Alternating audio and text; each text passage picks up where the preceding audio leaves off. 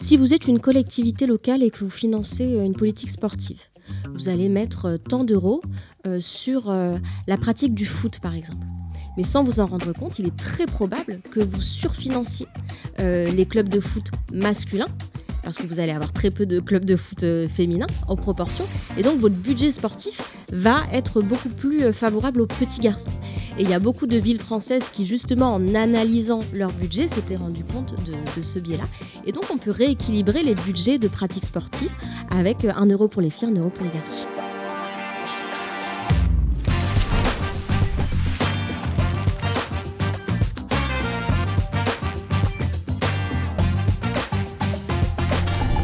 Et bonjour, ravi de vous retrouver pour ce nouvel épisode de Désirable qui, c'est toujours pareil, crash test, des idées, des solutions pour essayer de parvenir à une société plus désirable. L'actualité, on va pas se le cacher, est pas très réjouissante, autant l'actualité nationale que l'actualité internationale. Ça donne parfois envie de ne plus se battre, de se recroqueviller sur soi-même. Avec Désirable, on espère montrer que des alternatives existent et ainsi vous donner à notre échelle une petite dose d'espoir. Je suis trop content de vos retours sur le précédent épisode. J'espère que cet épisode du podcast vous plaira. N'hésitez pas à commenter pour nous dire ce que vous pensez de cette idée, à liker, à noter même cet épisode, ça nous aidera pas mal. À quelques mois des élections municipales, on va parler d'une idée qui est portée par diverses communes engagées en France, mais aussi à l'étranger. Il y a pas mal de communes, on va le voir, qui l'ont déjà adopté. Je trouve ça vraiment malin. Je ne connaissais pas avant de préparer cette émission. On va essayer de décrypter cet outil. C'est une façon hyper intéressante de lutter contre les inégalités entre les femmes et les hommes. Et pour en parler, je suis avec Kenza Tari. Bonjour. Bonjour Théo. Je suis très heureux de vous avoir comme invité dans ce podcast Désirable. Vous êtes, pour vous présenter, experte pour le think tank Terra Nova en politique publique, égalité, femmes-hommes et vie familiale. Et vous sortez ce bouquin que je montre à la caméra. Est-ce qu'on peut en dire deux mots ? Tout à fait, c'est un livre qui sort vendredi prochain aux éditions de l'Aube, donc dans toutes les librairies. Et le questionnement que j'avais au démarrage de l'écriture de ce livre venait un peu du clivage qui s'était installé dans le débat public entre les féministes et puis une ancienne génération de féministes qui se réclamaient elles-mêmes du féminisme. Mais il y avait une sorte de polarisation du débat qui s'était installée avec évidemment un backlash conservateur. Et donc la question, c'était de savoir comment on arrive à faire cause commune autour de ces enjeux d'égalité quand le débat n'est plus juste un débat d'égalité, mais qu'il s'élargit aux normes culturelles. L'écriture inclusive, la féminisation des noms de rue, et qui finalement en fait pose des questions sur les symboles, les codes. Et donc la question, c'est de savoir est-ce qu'on peut tout déconstruire Et donc, c'est le sous-titre Vivre ensemble après MeToo. Hyper intéressant, je vais le feuilleter avec grand plaisir. Donc pourquoi vous êtes invité aujourd'hui ? C'est parce que vous avez publié une note en 2023 pour Terra Nova sur ce budget sensible au genre. Donc vous êtes plongé dans ce sujet. Peut-être, vu que c'est un sujet un peu technique, pour commencer en quelques phrases, est-ce qu'on peut expliquer ce qu'est ce budget sensible au genre de la manière la plus claire possible ? Alors le budget sensible au genre, quand on le dit comme ça, c'est une idée qui paraît presque un peu saugrenue finalement. Pourquoi on intégrerait une analyse genrée dans les budgets des collectivités ou de l'État ? Ça peut paraître très bizarre. Donc c'est important de bien comprendre ce que c'est et surtout ce que ce n'est pas. Alors, il ne s'agit pas d'élaborer des budgets distincts pour les femmes et pour les hommes. Ça, c'est très important de comprendre parce que c'est pas ça. Il ne s'agit pas non plus de proposer des financements complémentaires pour les politiques publiques d'égalité. Mmh. Ce dont il s'agit, c'est de faire de la collecte et de l'allocation de l'argent public un levier d'égalité. Pourquoi ? Parce qu'il y a plein de mesures publiques, politiques, qui, sans être explicitement discriminatoires, qui sont neutres en apparence, qui en réalité vont venir impacter différemment les femmes et les hommes. Ouais, parce que moi, c'est vrai que la première chose à laquelle on pense, on se dit, bon, un budget d'une commune, un budget d'un État, bah, finalement, c'est neutre. C'est pas pourquoi ça serait genré. Et en fait, effectivement, il y a plein d'exemples qui montrent qu'un budget peut, je ne sais pas si je le dis dans les bons termes, mais accentuer les inégalités. C'est ça ? Absolument. Si vous êtes une collectivité locale et que vous financez une politique sportive, vous allez mettre tant d'euros sur la pratique du foot, par exemple. Mais sans vous en rendre compte, il est très probable que vous surfinanciez les clubs de foot masculins, parce que vous allez avoir très peu de clubs de foot féminins en proportion. Et donc, votre budget sportif va être beaucoup plus favorable aux petits garçons. C'est un exemple. Mais ça donne une image assez concrète de ce que ça peut donner à l'échelle d'une collectivité locale. Et il y a beaucoup de villes françaises qui, justement, en analysant leur budget, s'étaient rendues compte de ce biais-là. Et donc, on peut rééquilibrer les budgets de pratiques sportives avec 1 euro pour les filles, 1 euro pour les garçons.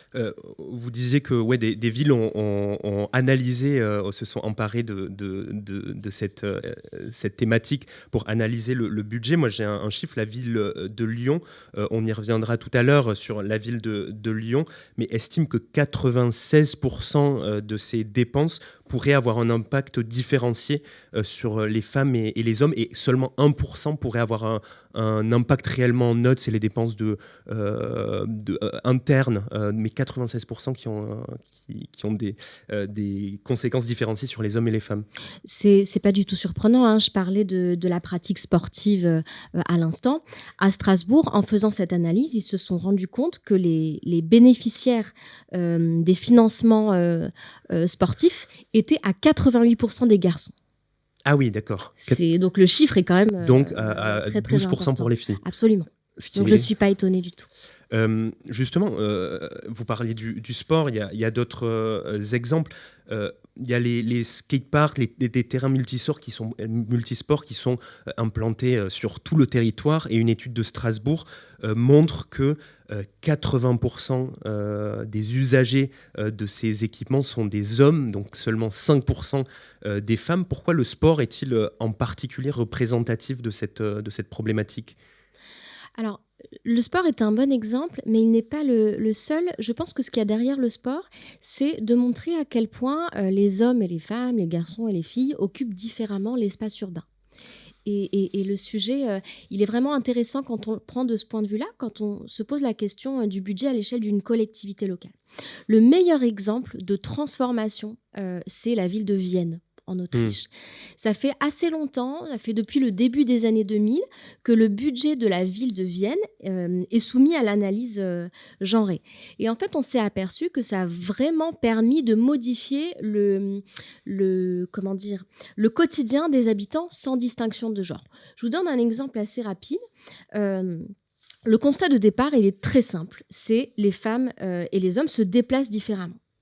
Les hommes vont avoir tendance à privilégier la voiture, la moto, le scooter, et les femmes vont plus souvent marcher ou emprunter les transports en commun. Comme la répartition des tâches ménagères, par exemple, et des tâches d'éducation est encore très inégalement répartie, 79% des femmes s'occupent tous les jours des tâches ménagères, contre à peine 34% des hommes. Ah oui, encore et la ce progression. déséquilibre-là, il va avoir un impact sur la manière dont on se déplace. Les femmes vont souvent être près de leur quartier, déposer les enfants à l'école. Okay. Elles sont souvent aidantes, donc elles vont aller s'occuper de leurs parents, etc. Donc elles font plein de petits trajets. Là où les hommes vont en général faire plus de gros trajets dans la journée, en voiture, en moto, etc. Et donc, cette donnée, elle a permis à Vienne, à la mairie centrale, d'envisager la rénovation d'une des rues principales de la ville et de construire les logements de Frauenwerkstaff qui ont été achevés au début des années 2000 et qui ont permis de rationaliser toutes les infrastructures pour avoir des immeubles dans lesquels on a la crèche au rez-de-chaussée, le pédiatre au premier étage, on va avoir une buanderie au niveau de la terrasse, une terrasse en haut, pour que ce soit un lieu de convivialité. Et tout ça a permis d'améliorer la vie des habitants sans distinction de genre. Donc là, on est sur un cas assez intéressant de penser l'urbanisme, finalement, la ville, pour qu'elle soit le plus égalitaire. Revenons peut-être à... On verra les différentes initiatives proposées par les communes après, mais plusieurs géographes, on reste sur cette question de l'urbanisme, ont montré l'existence d'inégalités dans la façon dont on conçoit la ville, dans l'urbanisme, ce qui fait dire à Yves Rébaud, qui est connu sur ces sujets, que la ville est faite pour les hommes, une ville faite pour les hommes. Est-ce que c'est quelque chose que vous diriez ? C'est très possible, en effet. La question de l'éclairage public le montre bien, que les femmes, quand elles sortent le soir, sont évidemment plus à risque de se faire agresser. Donc, naturellement, je pense que à partir du moment où on ne pense pas la ville en fonction des usages de tous et toutes, il y a effectivement le risque que la ville soit à l'image de celui qui l'a conçue. En fait, j'allais exactement venir à ça, c'est-à-dire que 20% des maires sont des femmes en France, Ouais. et les équipes municipales sont largement masculines. Est-ce que c'est une des raisons pour lesquelles la ville est faite pour les hommes ? Je pense qu'effectivement, il y a un enjeu de parité politique. Je pense aussi qu'il y a, depuis longtemps, une mixité des métiers qui fait que les femmes sont sous-représentées dans les métiers d'ingénieurs, par exemple, qui sont en première loge pour ce type de réflexion. Et je pense bien sûr que ce déséquilibre dans la mixité des métiers va avoir un impact sur la manière dont les villes se construisent et évoluent. Donc il y a une nécessité de féminiser, de réfléchir vraiment à la féminisation des équipes. C'est important, c'est un prérequis même, je dirais. Absolument. Et aussi comprendre effectivement que le budget est aussi un levier et une responsabilité qu'une collectivité peut prendre. D'ailleurs, quel que soit le niveau d'action publique, ça peut être l'État aussi. On a parlé du budget communal, de la politique communale. Est-ce que le budget de l'État est également vecteur d'inégalité ? J'ai une donnée qui est assez pertinente, qu'il est assez pertinente de mentionner. C'est que les aides lors du Covid ont bénéficié à 80% à des secteurs d'activité masculins, alors que les femmes étaient surreprésentées dans les secteurs touchés par la pandémie. Est-ce que le budget de l'État peut être genré finalement ?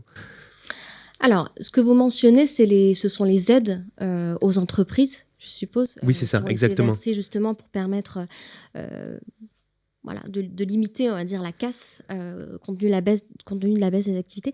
C'est un exemple qui est extrêmement intéressant puisque ce que ça révèle, c'est que finalement, les secteurs économiques les plus stratégiques, donc l'industrie, l'aéronautique, etc., sont occupés en grande partie par ces postes-là sont occupés en grande partie par des femmes. Là, on a retrouvé une majorité de femmes dans les métiers du soin, les métiers du commerce aussi, qui finalement étaient en première ligne du Covid. Donc oui, je pense que le parallèle que vous faites est très intéressant et ça rejoint le point précédent sur la nécessaire féminisation de toutes les instances de gouvernance des entreprises et puis finalement la mixité des métiers qui peinent encore à exister. Mais donc le budget de l'État peut être vecteur d'inégalités, renforcer, on va dire, les inégalités déjà existantes ?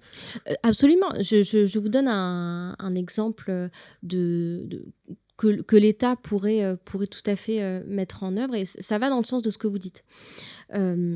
Si aujourd'hui vous vous rendez compte que dans les grandes écoles d'ingénieurs, par exemple, vous avez un gros déséquilibre entre les femmes et les hommes. Et les grandes écoles d'ingénieurs, en général, c'est un peu l'antichambre des comités de direction, des entreprises du CAC 40, etc. Ouais. Et c'est aujourd'hui très Absolument. masculin. Et si demain, vous vous dites qu'au niveau de l'État, ça peut être intéressant de conditionner les aides aux entreprises ou les aides aux universités au respect d'un quota de femmes et d'hommes, Ah, d'accord. comme c'est le cas de plus en plus souvent dans les entreprises, avec la loi Arixa, la loi Copé-Zimmermann, il y a plusieurs années, etc., vous inversez la tendance. Ok. Et c'est le cas dans plusieurs pays qui l'ont mis en place, c'est le cas aux Pays-Bas. Voilà. Donc c'est quelque chose qui marche. Hein. On n'a pas trouvé meilleur remède pour accélérer la féminisation des universités et des instances de gouvernance que les quotas. Et on le fait pas pour l'instant en France, c'est quelque chose qui n'est pas pratiqué. Pas en tout cas de manière absolument conditionnelle au niveau de l'État, non. Au niveau des universités, ce n'est pas encore le cas. Peut-être qu'il y a des universités justement qui essayent de féminiser, qui ont des politiques voilà, dédiées à ça. qui s'organisent pour mettre en place une parité ou s'en rapprocher le plus possible. Mais au niveau législatif, il n'y a pas de conditionnalité explicitement intégrée dans la loi. Pour revenir à ce BSG qui est l'acronyme donc de ce budget sensible au genre et en faire un peu l'historique, c'est en Australie qu'on a vu, il me semble, le premier budget sensible au genre qui a été mis en place en 1984, donc plutôt assez tôt. L'idée a petit à petit fait son chemin. Est-ce qu'on peut revenir sur cette histoire et cette popularisation progressive de ce concept ? Alors, je ne parlerai pas vraiment de popularisation, pour être honnête, puisque ça ça reste reste marginal, un objet qui est très, très méconnu. Néanmoins, il faut quand même admettre, et il faut s'en féliciter aussi, c'est que beaucoup de grandes organisations internationales, comme la Commission européenne ou le FMI, l'ont déjà intégré à leur analyse budgétaire, et il se trouve qu'elles encouragent les pays, notamment les pays européens, la Commission européenne, encourage les pays européens à faire de même. Il se trouve qu'aujourd'hui, on est dans une configuration politique en Europe, et je ne vous apprends rien, Théo, qui n'est pas vraiment favorable à ce genre de thématique. À ce genre d'initiative. Mais toutefois, c'est quelque chose qui existe depuis plusieurs années. La Commission européenne finance, d'ailleurs, accompagne des collectivités locales dans toute l'Europe qui le mettent en place. Et puis, c'est intéressant aussi de voir que les Nations Unies, lorsqu'elles accompagnent des pays, notamment des pays du Maghreb ou des pays d'Afrique, justement sur la thématique des droits humains, leur suggèrent d'intégrer le budget sensible au genre comme grille de lecture. Ah oui, d'accord, ok. Ouais, c'est le cas au Maroc, par exemple. C'est déjà le cas au Maroc depuis quelques années sur certains programmes, c'est ça ? Sur certains programmes, et alors avec évidemment toutes les difficultés d'évaluation qu'on peut y trouver, mais je ne sais pas si on peut parler de popularisation, mais en tout cas, c'est quelque chose qui existe à différentes échelles. Et donc aujourd'hui en France, je ne savais pas du tout, mais il y a diverses municipalités, toutes de gauche socialiste, qui pratiquent, ou écologistes, socialistes ou écologistes, qui pratiquent ce budget sensible au genre, donc Lyon, Strasbourg, Montreuil. J'ai vu que Paris s'y intéressait, je sais pas à quel point. Paris l'avait mis en place. Est-ce qu'on peut essayer concrètement de comprendre en quoi ça consiste ? C'est-à-dire, je suis une municipalité, voilà, en quoi ça consiste la mise en place d'un budget sensible au genre ? Il y a deux étapes, il me semble, une première analyse et une deuxième un peu plus action. Et une troisième d'évaluation. Effectivement, vous avez toute une phase de diagnostic où vous allez examiner toutes vos lignes budgétaires et vous allez vous demander à qui ça profite. Et puis sur cette base-là, une fois que vous avez récolté cette donnée-là, vous allez pouvoir réajuster vos budgets. Et une fois que vous avez réajusté vos budgets, vous allez pouvoir mettre en place une nouvelle politique publique et ensuite l'évaluer. Un exemple très concret, c'est la ville de Strasbourg qui s'est rendu compte que dans les conseils de quartier, il n'y avait jamais de femmes. Et en se demandant pourquoi, eh ben, c'était parce que les conseils de quartier, souvent, ils avaient lieu à 18h30 ou à 19h. Et donc, de façon assez tendancielle, les femmes sont plus susceptibles d'être à la maison à partir de 18h30 pour s'occuper de leurs enfants. Et donc, en changeant l'heure des conseils de quartier, on s'est rendu compte qu'il y avait beaucoup plus de femmes. Et en proposant des soutiens, des dispositifs de soutien à la garde d'enfants, ils se sont également aperçus que les femmes participaient plus. Donc, c'est intéressant vraiment de regarder l'impact. Et l'évaluation, je pense que c'est vraiment le point le plus important. Et je pense qu'on aura l'occasion de revenir sur les facteurs clés de succès pour que ce soit transformateur. Mais il y a plein de choses que vous pouvez analyser. Par exemple, est-ce que vos trottoirs sont suffisamment larges pour permettre le passage des poussettes ou pas? Voilà. L'idée, et j'insiste vraiment sur ce point, c'est pas d'enfermer les femmes et les hommes dans des rôles sociaux différenciés en disant il faut améliorer la ville pour que les femmes continuent de s'occuper des enfants. C'est absolument pas le point. C'est d'abord prendre conscience de la manière dont la ville est habitée par les uns les autres, et puis mettre en place une politique d'égalité qui, par ricochet, va aussi pouvoir permettre d'améliorer la répartition des tâches entre les femmes et les hommes, et donc c'est en ça que c'est un levier d'égalité. Ouais, donc on pourrait se dire à première vue que c'est anecdotique, que ça ne va pas forcément faire changer les choses, mais en fait c'est quand même un logiciel global de la commune ou de l'État qu'on fait évoluer, et c'est assez structurant finalement comme outil. C'est plus structurant que ce qu'on pourrait effectivement penser à première abord.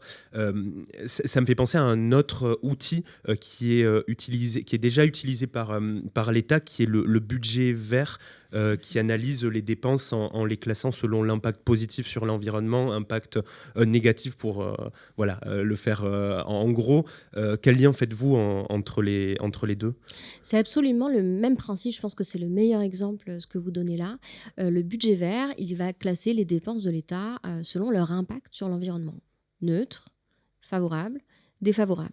Le budget sensible au genre, si on le met en place demain, ce sera absolument la même chose. Mais j'insiste quand même beaucoup sur les prérequis que ce type de pilotage budgétaire nécessite. Parce que le budget vert, c'est une excellente initiative, mais aujourd'hui, c'est pas encore un vrai outil de pilotage des finances publiques.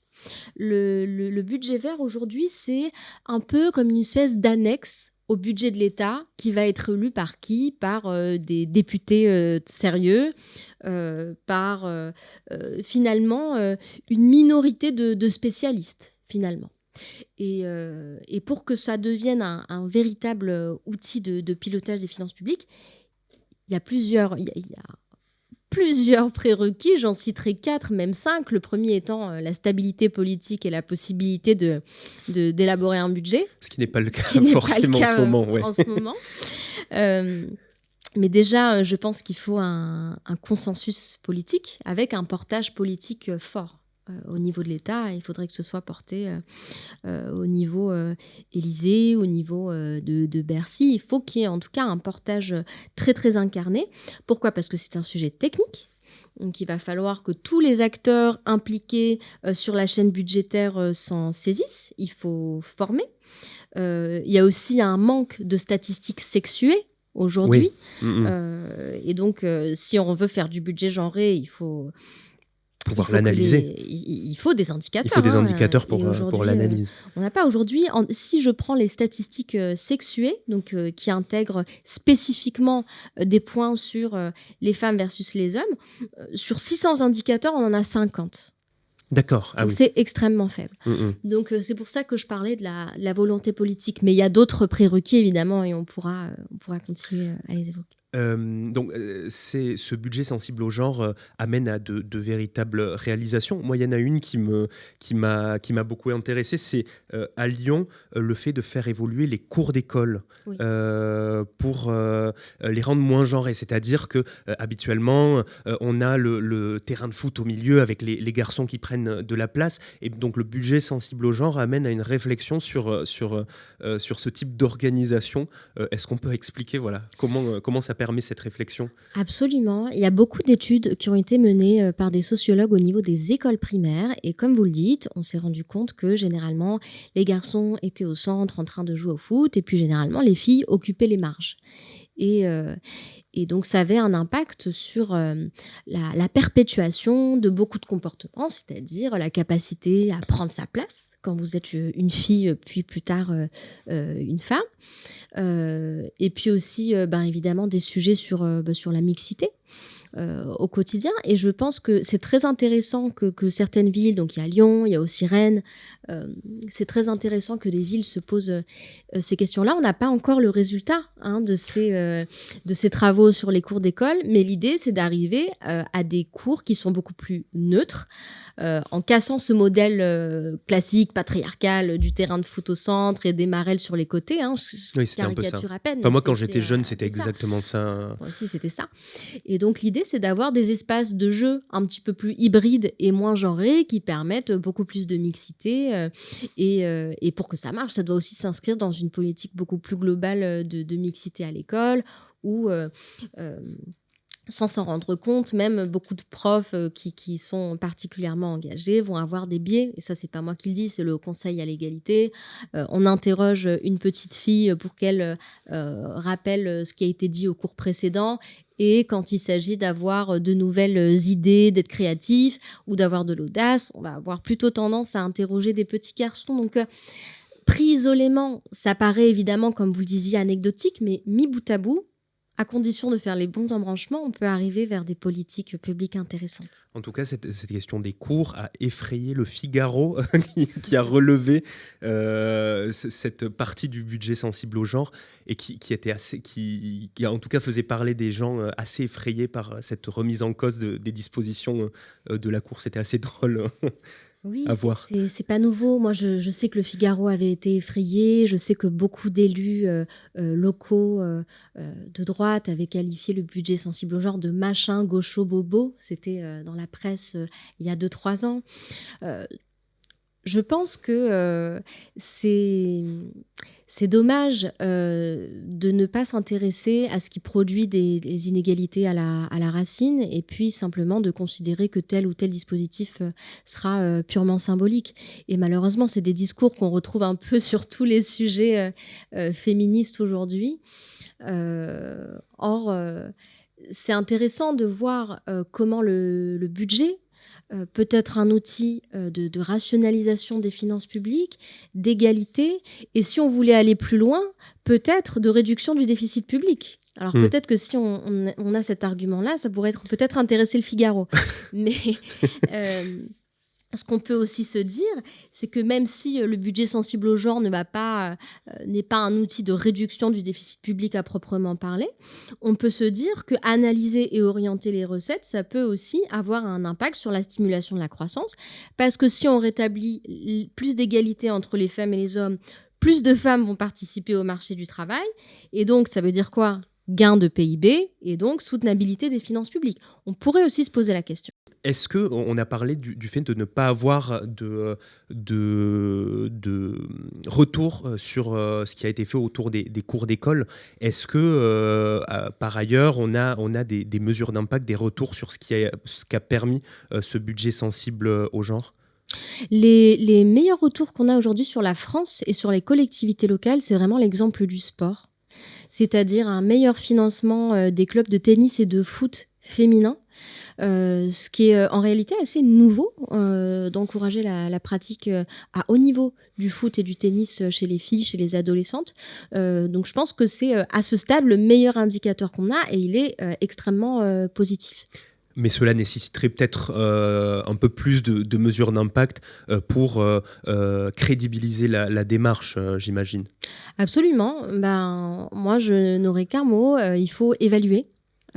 C'est vraiment très important. Et puis aussi conserver des indicateurs qui sont agiles. C'est-à-dire qu'à partir du moment où vous rééquilibrez vos financements, demandez-vous quelle politique publique en local vous avez envie de construire, ce que vous avez envie d'accompagner. Et à ce moment-là, mettre le budget au service de cette politique publique-là. Donc, ça met du temps d'évaluer, il faut plus qu'un mandat. Et donc, moi, je pense que ça peut être une mesure extrêmement structurante pour tous les futurs candidats, candidates Oui, aux élections on en municipales. reparlera, les élections qui vont se tenir en mars. Je vous propose de changer d'échelle et de parler de l'État. Alors, on va pas l'apprendre aux personnes qui nous regardent et nous écoutent. L'État n'a pas encore adopté le budget sensible aux gens. Je ne suis pas sûr qu'il l'adopte dans les mois, années à venir. Mais il y a eu un rapport qui a été déposé par deux députés, Céline Calvez et Sandrine Josso, en 2023, sur la budgétisation intégrant l'égalité. Quelle est sa conclusion de ce rapport? Quelle est la conclusion de ce rapport? Alors, c'est intéressant que vous mentionniez ce rapport parce que, à l'époque, Gabriel Attal, il me semble qu'il était d'ailleurs Premier ministre à ce moment-là, avait dit la France doit se doter d'un budget sensible au genre. Ah, d'accord. Et donc, il y avait eu à ce moment-là une volonté politique qui est le premier ingrédient que j'évoquais justement pour que ça fonctionne. Les conclusions de ce rapport, elles sont limpides. C'est qu'un budget sensible au genre permettrait d'accentuer l'efficacité des politiques publiques en matière d'égalité femmes-hommes. C'est intéressant puisque l'égalité femmes-hommes était quand même la grande cause du quinquennat précédent. Donc je pense que c'est très intéressant que deux députés de la majorité se soient saisis du sujet. Maintenant, ce que les députés disent aussi, et je ne peux que leur donner raison, c'est que pour que ce soit efficace, et c'est assez technique, c'est que le budget sensible au genre doit être intégré à l'ensemble du cycle budgétaire. Quand vous faites un budget public, vous avez le stade de l'élaboration, le stade de l'approbation, le stade de l'exécution et ensuite le stade de l'évaluation. Si vous ne mettez ce budget sensible au genre que sur une de ces étapes, vous avez complètement perdu l'intérêt du dispositif. Ce qu'il faut faire, c'est pouvoir se définir des objectifs clairs, se doter d'indicateurs de performance et réaliser les arbitrages nécessaires au moment de l'exécution. Et après, vous avez évidemment l'évaluation, et d'ailleurs, le rapport le dit très bien. Il faudrait que cette évaluation, elle soit réalisée par une entité extérieure et indépendante de l'État. Bien sûr. Ça peut être la Cour des comptes. Une bonne évaluation par exemple, est une évaluation parce externe. Que ça permettrait de garantir la confiance dans ce budget et de garantir sa pérennité aussi. Et la deuxième chose que ces députés mentionnaient, c'était qu'il faut l'inscrire dans un cadre juridique. Et je pense que c'est très vrai, au-delà de la question de la pérennité, c'est aussi sa capacité, c'est aussi une question de pérennité, sa capacité à perdurer en dépit de l'instabilité politique, des alternances politiques aussi. Donc on pourrait se dire, alors sans aller jusqu'à l'inscrire dans la Constitution, possiblement. Il n'y a pas des pays qui l'ont fait, inscrire dans la Constitution, il me semble. C'est possible. C'est très possible, je ne les ai pas en tête, mais on pourrait par exemple se dire qu'on refait une loi, une nouvelle LOLF, donc loi organique relative aux lois de finances, qui a été un grand projet de réforme des finances publiques en France.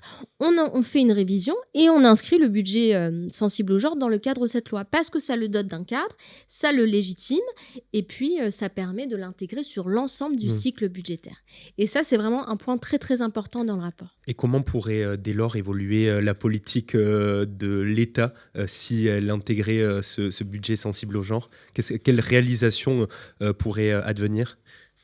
Je pense que si par exemple demain on conditionnait je crois que c'est 200 milliards d'aides publiques aux entreprises par an, me semble-t-il. Si, par exemple, on mettait en place le budget sensible au genre, on pourrait conditionner les aides publiques aux entreprises à un index de l'égalité effectivement publié, supérieur à 75%, parce que c'est la note en dessous de laquelle on est sanctionné normalement. Donc demain, on aurait plus d'égalité salariale. On pourrait aussi avoir, par exemple, une refonte des congés familiaux. Je pensais à la politique familiale, ouais, effectivement. On pourrait avoir plus de places en crèche, on pourrait avoir un congé maternité de même durée que le congé paternité pour rééquilibrer les déséquilibres entre les femmes et les hommes, puisque c'est le premier déséquilibre, hein, c'est évidemment toujours la question de la parentalité. Et on aurait plus de volonté aussi à aller chercher des femmes à mettre dans les comités de direction. On ferait des politiques de formation pour éviter le cloisonnement des femmes dans des métiers qui n'ont pas les perspectives d'évolution et de promotion qu'ont certains métiers masculins. Donc on aurait ce prisme de l'égalité entre les femmes et les hommes comme cadre extrêmement structurant. Oui, qui structurerait l'ensemble de la politique de l'État. Tout à fait. Je trouve ça très bien, je trouve que c'est très intéressant, mais on voit bien comment ça peut finalement devenir un outil de communication, comment une belle idée peut devenir un outil de communication qui finalement n'a pas réellement de portée. Que pensez-vous de ce danger-là ? C'est un danger effectivement majeur. C'est pour ça que je parlais des prérequis tout à l'heure. Il faut des statistiques, absolument, pour pouvoir faire quelque chose, pour pouvoir mesurer. Il faut l'intégrer sur l'ensemble du cycle budgétaire. Il faut former toutes les personnes qui interviennent sur la chaîne budgétaire. C'est un sujet, je le disais, technique, c'est un sujet compliqué, c'est un sujet qui nécessite de la méthode. Mais je pense qu'à partir du moment où on a l'inscription dans un cadre juridique, l'intégration sur l'ensemble du cycle et des statistiques avec un portage politique au plus haut niveau, mais évidemment suivi des faits, c'est-à-dire avec la formation des administrations derrière le politique, on peut arriver à quelque chose de satisfaisant. Mais c'est évidemment un risque. C'est un risque. Le risque d'annexe un peu glamour au budget de l'État, mais qui n'engage pas. Mais finalement, comme beaucoup d'outils qui apparaissent à premier abord comme des bonnes solutions, dont on parle dans Désirable, beaucoup d'outils peuvent finalement être transformés en outils de communication. En premier lieu. Oui, c'est ça, greenwashing, social washing, pinkwashing, il y a plein de termes avec washing.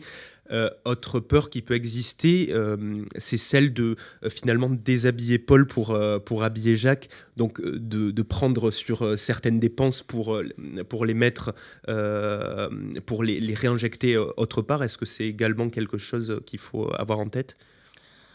De toute façon, toute création de budget implique ce risque-là. Sachant qu'en plus, on est dans une situation budgétaire compliquée. On demande aux communes, et également à l'État, on le sait très bien, de se serrer la ceinture.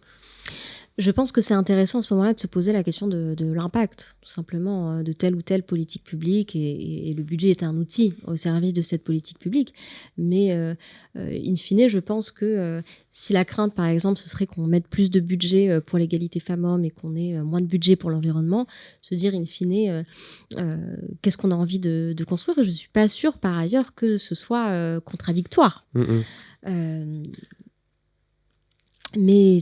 évidemment, le risque existe comme dans toute élaboration budgétaire. Et puis, c'est peut-être de dire que ces actions qui profitent aux femmes profitent en réalité à tout le monde. J'imagine que c'est peut-être un argument également pour répondre à ces craintes. Bien sûr, et l'exemple de la ville de Vienne le montre. On a par exemple aujourd'hui... des responsables politiques au plus haut niveau de l'État qui, depuis plusieurs mois, s'alarment du déclin de la démographie, par exemple.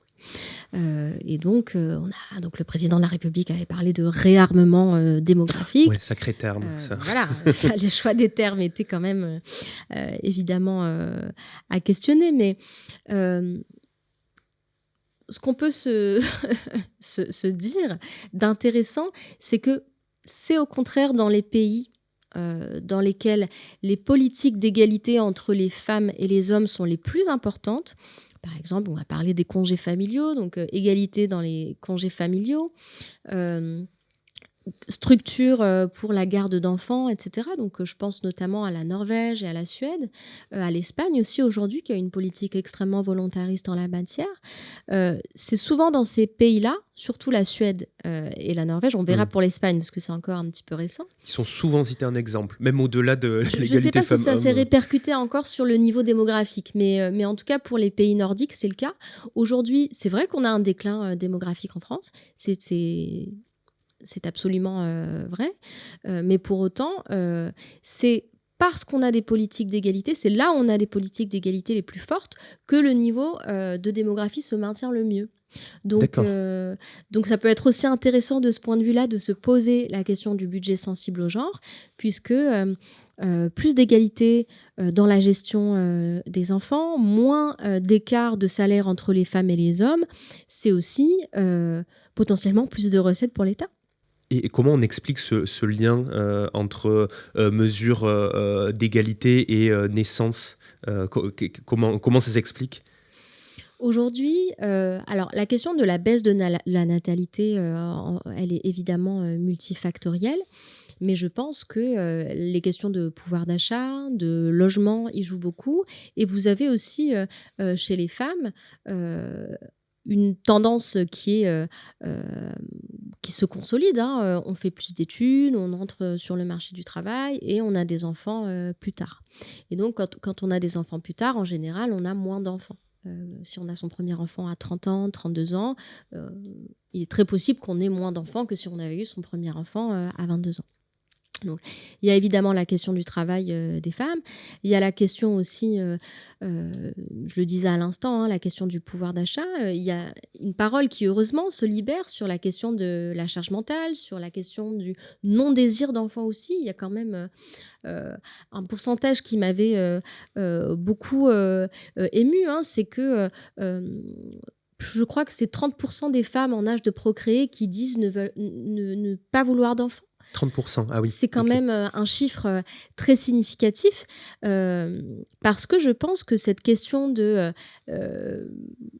déséquilibre et du poids de la maternité chez les femmes, qui est un frein à la carrière et qui est un frein aussi qui les rend souvent vulnérables en cas de séparation. Les séparations conjugales augmentent beaucoup. Et donc, les femmes qui se retrouvent seules avec un enfant ou avec plusieurs enfants vivent un véritable parcours du combattant aujourd'hui. Donc, il y a une prise de conscience très, très forte à ce niveau-là qui, je ne veux pas préjuger de la cause absolument exacte, mais il y a un faisceau de raisons pour lesquelles aujourd'hui la natalité baisse. Et je pense que donner les outils aux femmes pour choisir, donc un accès à l'emploi, des emplois stables, à des emplois de haut niveau et des politiques aussi d'accueil des jeunes enfants.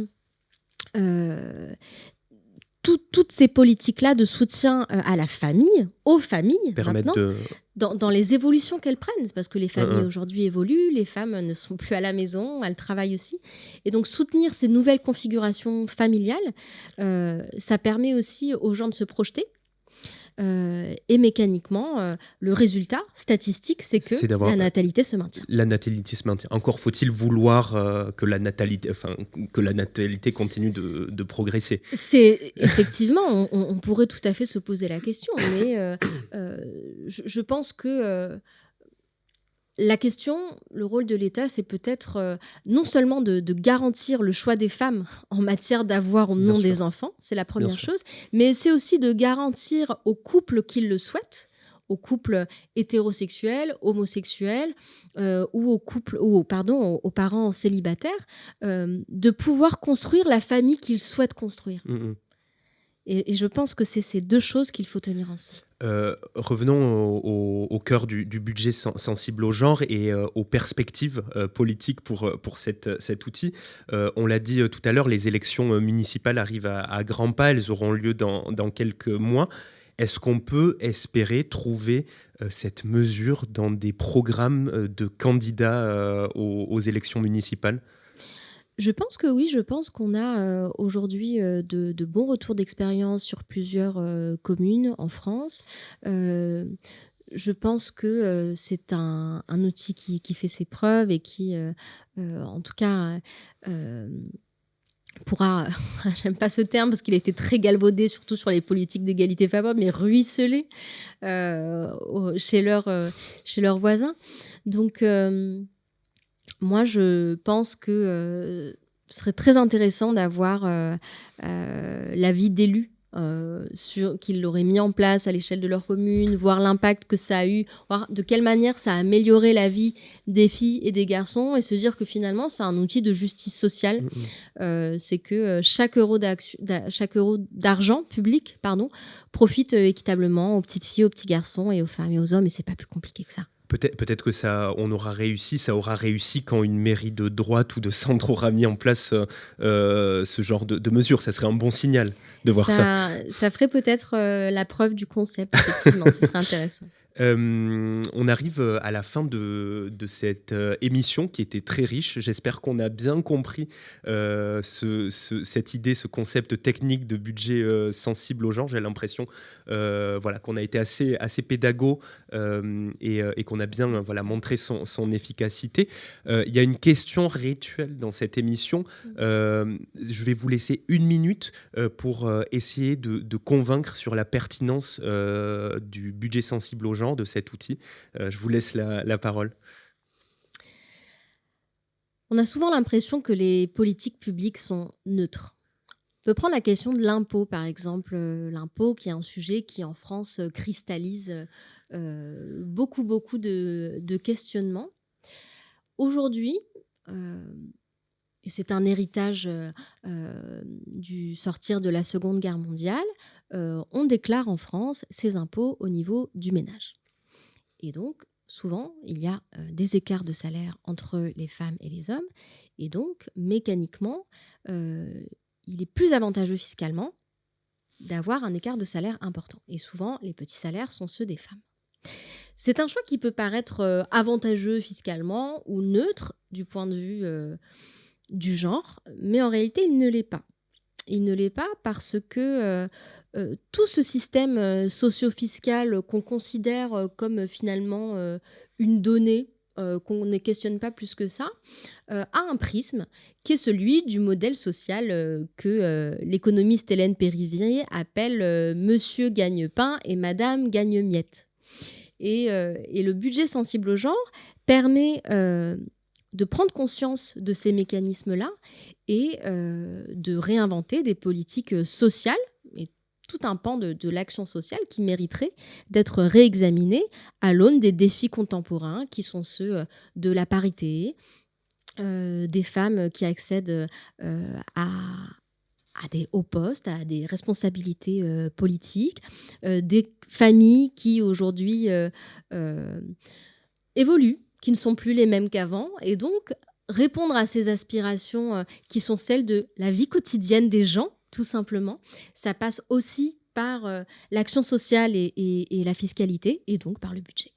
Je vous remercie Kenza Tari d'être venue dans ce podcast, c'était très intéressant. Merci à vous. J'ouvre le débat en commentaire, notamment sur YouTube. Si vous souhaitez nous dire ce que vous en pensez, vous êtes les bienvenus. S'il y a des élus qui nous écoutent, des maires, des élus qui veulent nous donner leur avis sur cette idée, cette solution, n'hésitez pas. Moi je vous dis à bientôt pour un nouvel épisode. Et merci beaucoup Kenza. Merci.